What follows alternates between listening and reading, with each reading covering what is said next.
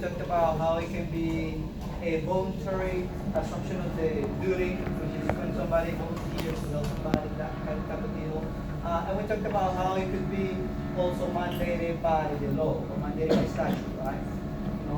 Like the requirement for an ambulance to be present at a, ball game at a, high school or, university. Then we talked about the parties that may be liable for, negligence, right? And then we kind of went on to say that there were three of them, right? So it was the personnel, the staff, right? We talked about how it could be the,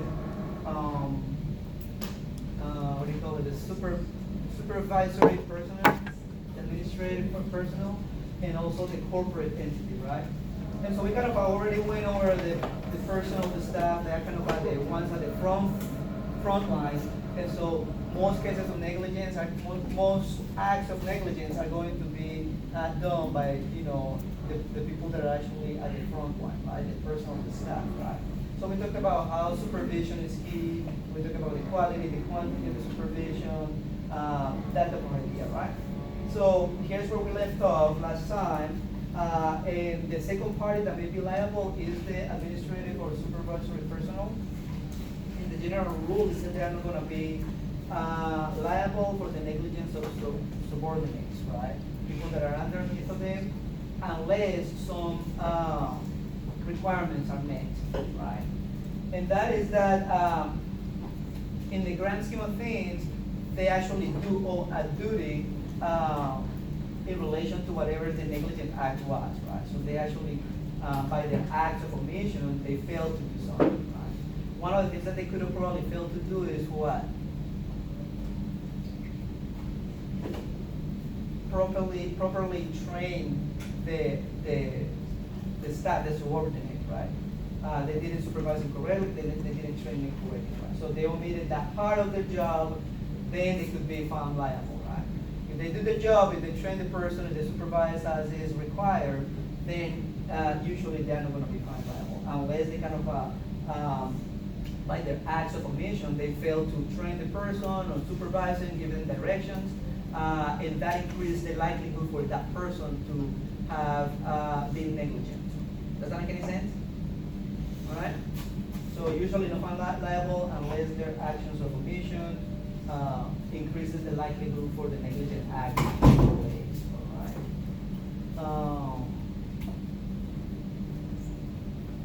Then the next party that may be liable is the corporate entity.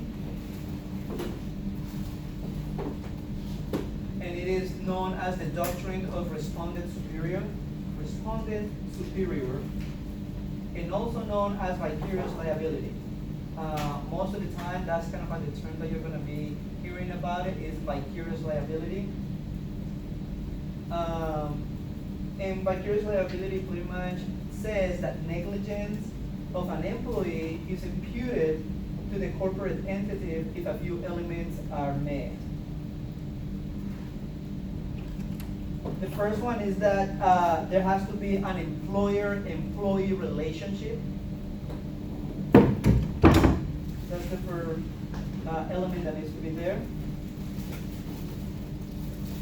The second one is that the negligent act that the employee committed has to have been taking place within the scope of his or her job.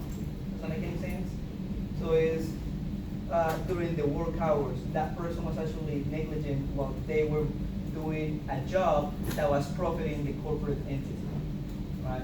You cannot hold a corporation liable for one of the employees' negligent acts if that happens after hours if they were in their own time. It has to be within the scope of the job, right, of the employment.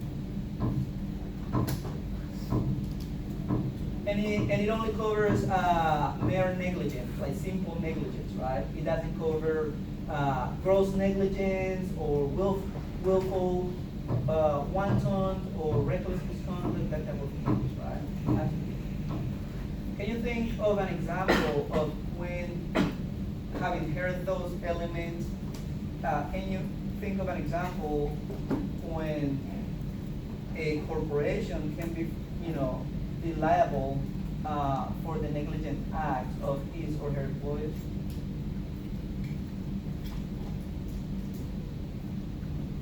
Like, you said lack of training, probably if they like hired someone without certification or something like that. All right, so that would be like negligent hiring, we're about to go. I like that one. That one we're gonna put a pen on because we're about to discuss that one. One example of this one would be, like, let's say you are a, institution of higher education, like a university, or probably, just an institution of education, a high school, and then you have your tennis team having to play the team of the school a few times over, right? So the coach drives the team in the van, the van with the school logos, to the tennis match. They play the match, everything goes well, blah, blah, blah. Then at night, they check in their hotel. All the athletes, the students go to sleep, right? It's about like 1:30. Coach is bored, kind of wanted to have a drink or two, gets in the school van, goes to the liquor store, grabs a few beers or whatever else, drinks it there in the parking lot, then drives back around 2:30 by that time to the hotel, and on the way there, it kind of gets into a crash, a lot of people in the other car getting injured and whatnot. Would that be, would the institution could be found liable under this doctrine of vicarious liability? Would that be one of those cases?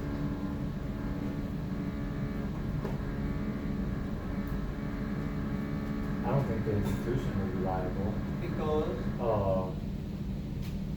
Well, it's the coach, that was his act. And even though he's supposed to be responsible, a little more responsible in his actions, he did it basically off campus, Off campus, Yeah. it probably wasn't anymore under the scope of the duties that he was there to perform for the institution, right? And Yeah. it was after hours pretty much. Yes, he was driving a school van, but it was after hours. And also his actions, remember the third element that I just mentioned, says that it doesn't cover reckless misconduct or act of, wanton and willful, that type of idea, right? So this pretty much would be like an act of gross negligence or reckless misconduct, so it wouldn't be covered, right? If the case happens like they just got out of this, they just got on the road, and then the accident happened, like just 10 minutes after they left, and it was just an accident that happened, then the school might be liable if those other people get hurt and they want to sue. They probably would sue the coach, but they would also sue the institution. And the coach was acting at that point within the scope of his duties for the university, and so they could be liable. So you see the two differences there. Any questions, comments about that one? Vicarious liability, when organizations are going to be also become. Are we missing something on the slide? Because that sentence is there twice. I just want to make sure. Yes, that one was a typo, yeah. a double pasting copy or something like that. So make sure that you understand that notion of vicarious liability, right? As you guys are getting closer and closer to entering into your career path and kind of settling in those, you're going to find out that when it comes to liabilities and this type of deal, people that get injured or hurt at your gym, at your rec center, at your stadium, whatever it is that you're doing, they're gonna try to go in a way for the bigger fish, right? So they're always gonna try to find a way to utilize this vicarious liability deal, because they're gonna go after you, but they're also gonna try to go to the organization as a whole, because the notion is that they have the deeper pockets, right? So, all right. So now in this topic or notion of vicarious liability branches out to different sections that have to do with employee-employer relationship. And one of them is like when it comes to hiring or retaining employees. So again, a corporation, an employer can be found liable under the notion of negligent hiring or retention.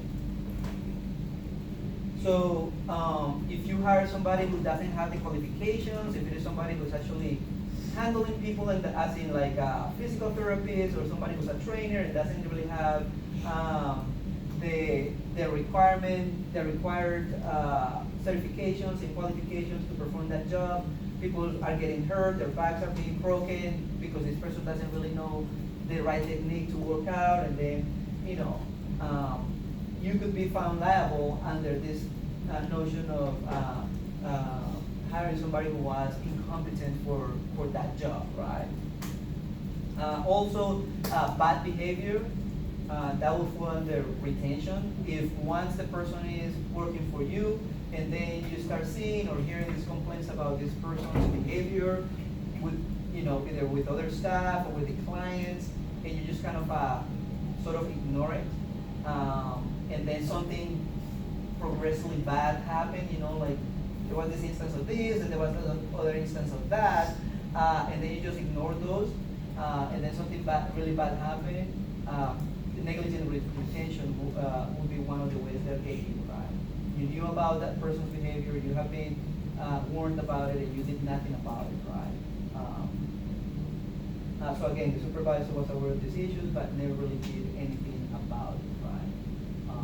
So you will be like liable under that part of the law. The next one, the next branch under vicarious liability.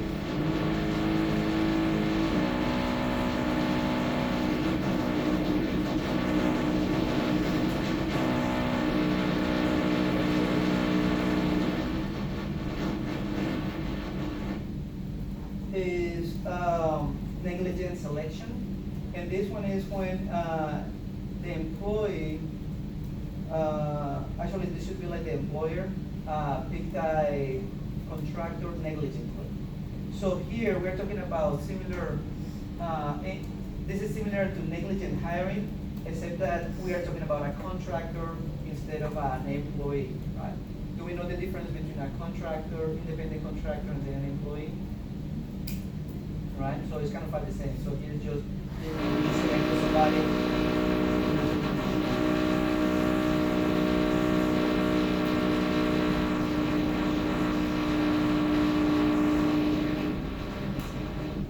You selected somebody to do a job, for you for a short period of time or for just one specific job, but you didn't really did your due diligence in looking into who this person was, right?